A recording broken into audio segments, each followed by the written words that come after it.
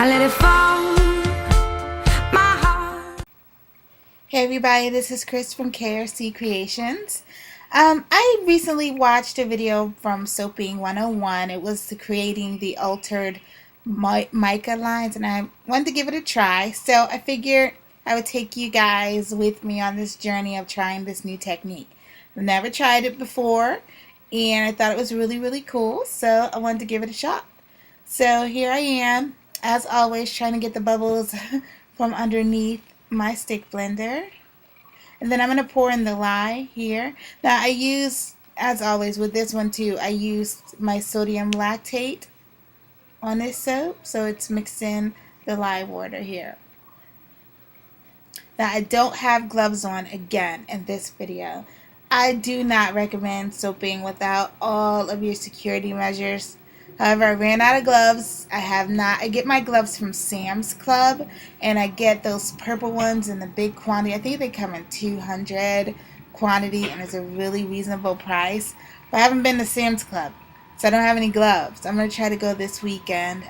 So sorry about that. I don't recommend it. Don't do it. And I did get some soap on my hands doing this method, and one of the things that if you do have to for whatever reason, please keep a bottle of apple cider vinegar around. The apple cider vinegar, just spray it right on the area. First remove the soap, spray it on the area, and the apple cider vinegar will neutralize the lye so that you won't burn your skin. I always keep some even when I have my gloves on. So here I am bringing the soap to trace, a light trace. Lately, my initial batter has been taking a little bit longer to get to trace. I think I don't know what it is. It could be the change in weather. It's the same ingredients. But hey, that's just how it's happening. I'm not complaining. It's just a process.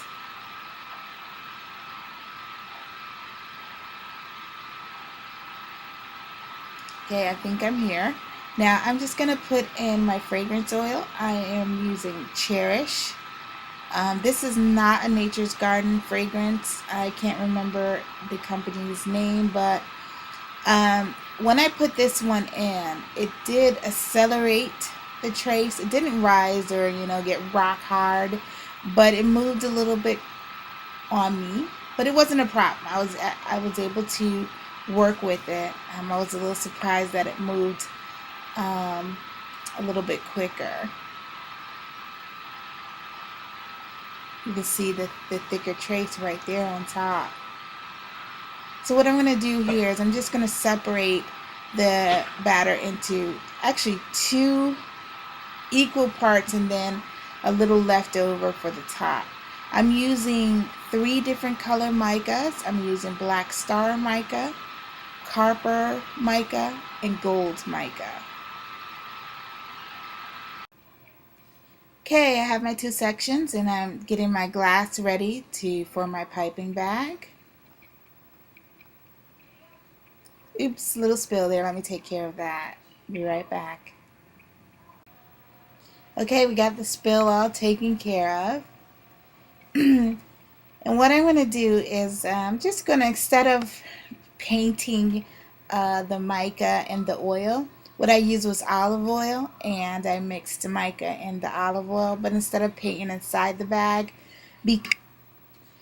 instead of painting inside the bag, I just poured it in because that batter was moving really fast. So I figured, it will work just the same if I poured it in. Everything's an experiment at this point. As you see, because the batter is moving a little bit faster than I like, I'm moving faster than I normally would, and I'm being slightly careless here. But like I said, I have my apple cider vinegar, and I had to use it this time. And I suggest that if you tend to soap unprotected. So I'm pouring the batter in there. What I was going to do is I was going to redo the bag after I poured that out, but this soap is just moving too fast. So what I did was I just poured the extra batter in the bottom of the molds, and I just layered the color soap on top of that.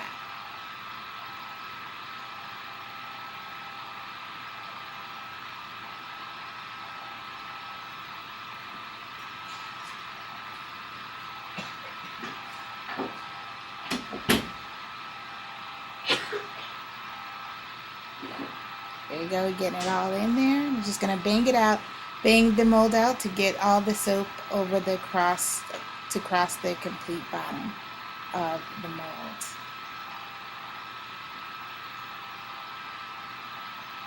Now I left the bottom of the bag uncut so it wouldn't flow out, so I'm gonna get my scissors and cut it open now. Okay, I got my scissors and I cut at the bottom of the bag. As you see, it quickly poured out. I'm getting that to layer on top. I didn't do it in any specific way. I'm just trying to get it all covered. Okay, just pushing the soap through the bag in no specific order or reason, rhyme or reason, just trying to get it in the molds. And what I'm doing here is I'm taking another layer of uncolored soap and laying it on top of the Black Star mica colored soap before I pipe on, not pipe, but push through the copper colored mica soap. You can see how fast that soap is moving. It's really gotten thick, so just kind of plopping it in best as I can.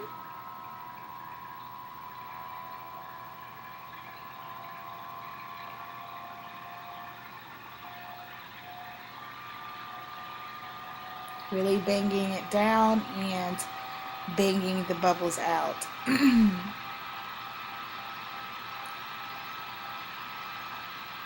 Now I'm going to cut the tip off of this bag. I have to find a better way to do it because I spill so much in the process, as you'll see. But this is our first time, so there's a learning curve. Just like before, I haven't used any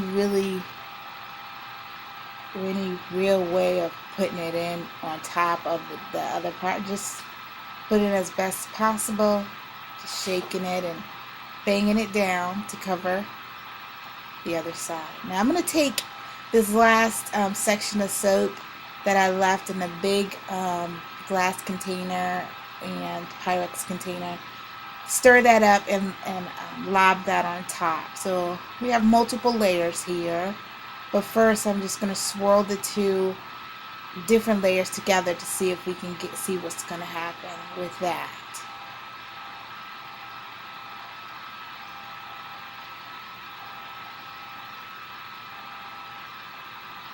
Nothing fancy, just swirling it. So I saw that soap really got thick, so I really had to stir that up. But it smoothed out, and as you'll see, I'll be able to plop that right on top and smooth that out so we have a smooth surface to texture.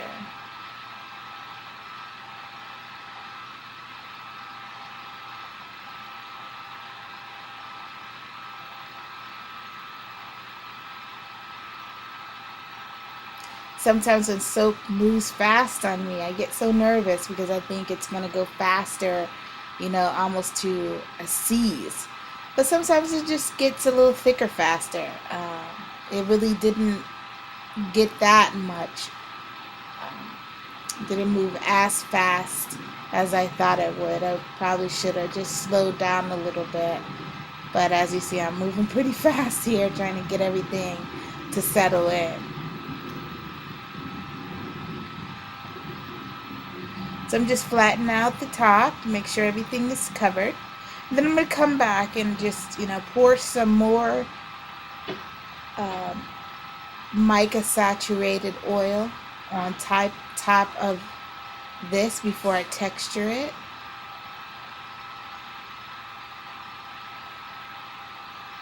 Now the oil will kind of absorb into the soap.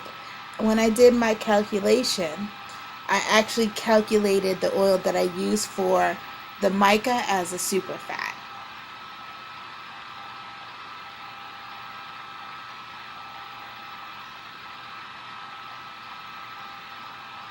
That is the gold color there. Pretty, pretty, pretty.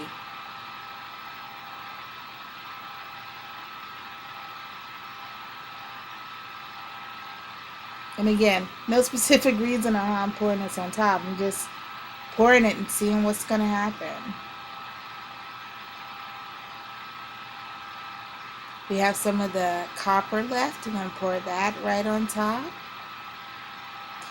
In retrospect, I really wish I would have reversed the order in the way that I layered these mica saturated oils. I wish I would have put the gold to last. But hey, the next time I do this, I learn from my mistakes. I had some more of that black star left over from the spill, so we're able to put that on top as well. And then we're just going to come in and use a spoon and texture the top.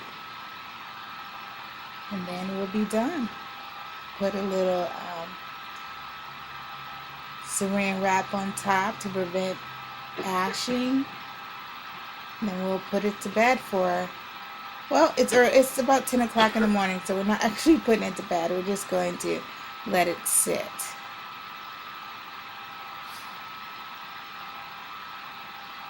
These colors are really, really pretty together. As I said, in retrospect, I kind of wish I would have put that gold on top instead of on the bottom.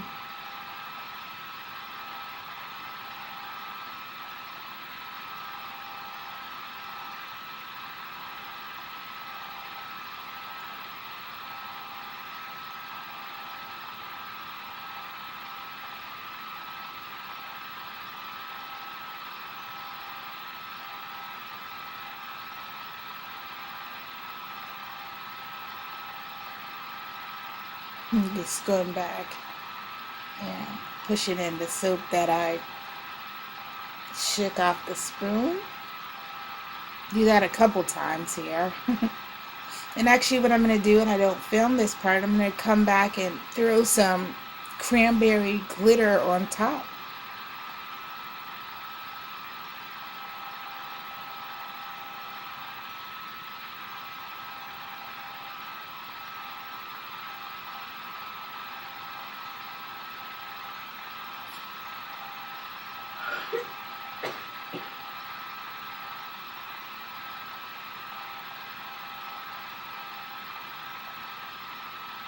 Getting a little bit obsessive here, Chris. We're almost done. All right, let's see how our soap turned out.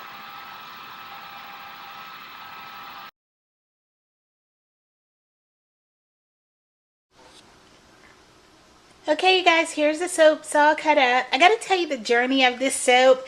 Okay, I started soaping this and early this morning, not early, but this morning. And it was poured in the mold and covered. That was finished at 10 o'clock this morning, around 10 o'clock this morning. I cut this soap about 3:30, so it was already able to cut about 3:30 this afternoon. And here it is, all cut and ready to put on the curing rack. So let me show you them.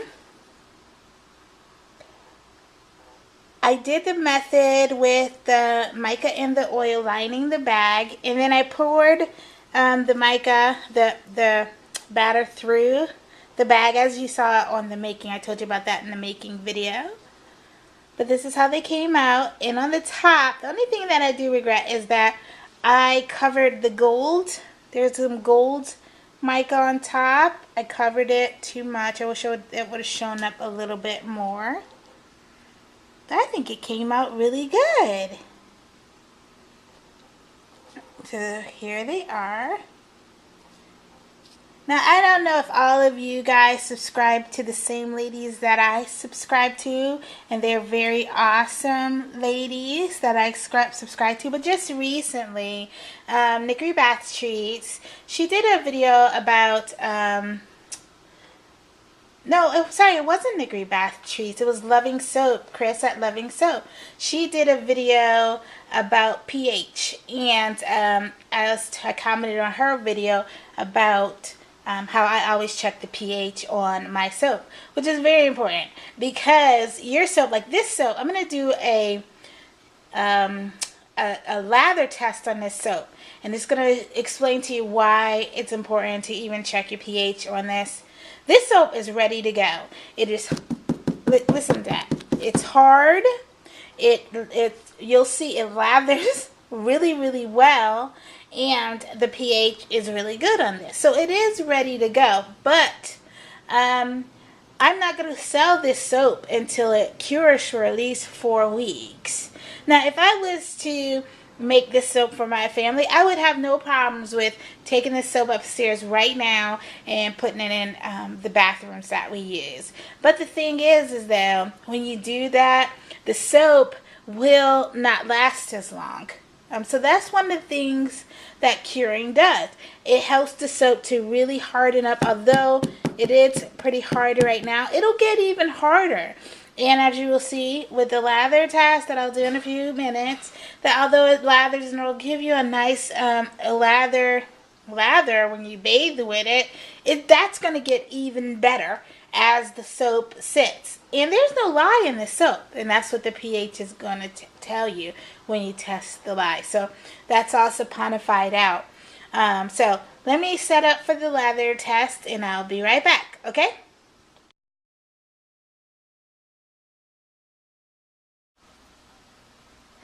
Okay, guys, I'm here at my sink, and I have my it's upside down. I have my pH strips here. It's a little bit different than the one that you saw if you saw that video. I got these online, and let me show you them. It has over here, it has the pH color indicators here. Now with soap should be, like, lye's pH is at 14. Just regular lye is 14. Water's pH is at 7. So soap pH should be between 7 and 10 if it's safe to use. If it's over 10, it's not safe. There's still some unsaponified lye in your soap. So anywhere between 7 and 10, you're pretty much good to use that soap, and it's safe for you as well as for your customers. So I'm going to do a pH test on the bubble lather that we will create. Let me take one of these strips out, and mine's is a little bit different. They're just little yellow strips like this. I like these because I can be frugal and I can cut them in half and use them twice, but I'm not going to do it with this one.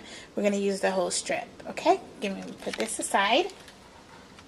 Now, I have a piece of the soap here, and this is an end piece. Now, I'm not going to use this whole piece because I want to use it for samples. So I'm just going to use this one little chunk, and it's not that big, but it'll create some nice lather. Get the water running. Go. Now, it's already starting to bubble up. See that? And this soap was made, let's see, 10, 11, 12, 10, 11, 12, 1, 2, 3, 6 hours ago. 6.5 hours ago. And look at that. Show you. It creates a nice lather. So as I said, you can make soap and it'll be hard enough to use. It'll lather to give you some nice lather, and it's safe. But I wouldn't sell this to my customers because it will pretty much, turn this off, it'll pretty much not be hard enough and it won't last long. And you guys know with soap, handmade soap is a little bit more expensive from the first shot or the front end of buying soap. So, but it's less expensive when you look at the longevity of a handmade soap. One, you don't need to use a whole bunch of lotion as you would with commercial soap, and it lasts, if it's cured right, it lasts longer than a commercial buyer soap. So you don't want to take one of those pieces away by selling them a soap that hasn't cured long enough because it will use up faster. So this is the soap. I'm gonna get the pH stick. Here we go.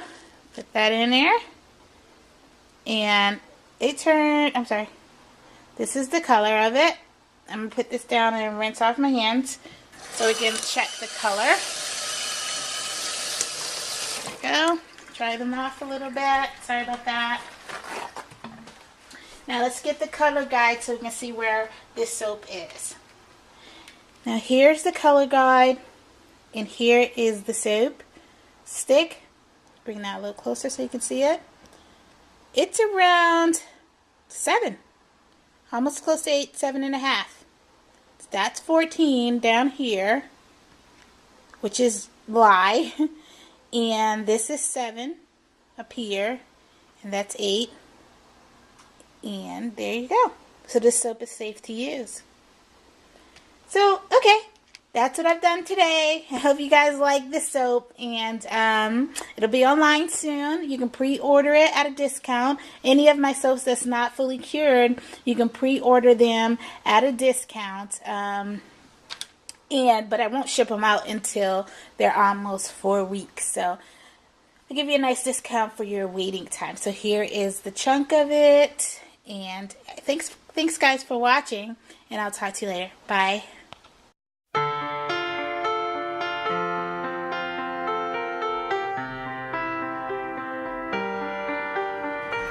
I let it fall